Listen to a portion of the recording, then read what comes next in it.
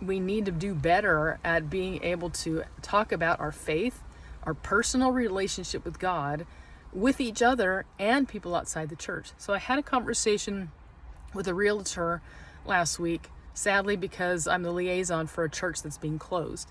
And he asked me, he says, why would anybody sell a church?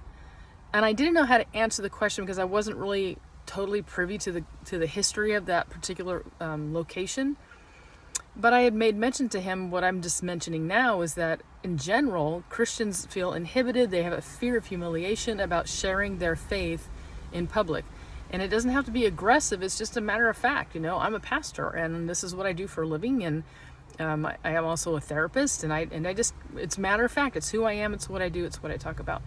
But I made mention to him that a lot of people have that inhibition. And I told him my salvation story. And I said, I don't ever want anybody to go to church for 22 years and never find out that it's about a relationship between you and God.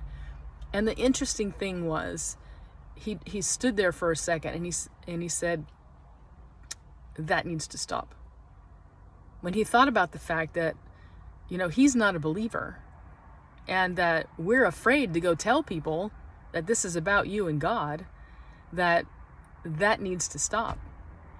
That's what he thought, because I think somewhere in his head he realized if Christians are really having this issue, him not being, he would never hear this is supposed to be about me and my relationship with God.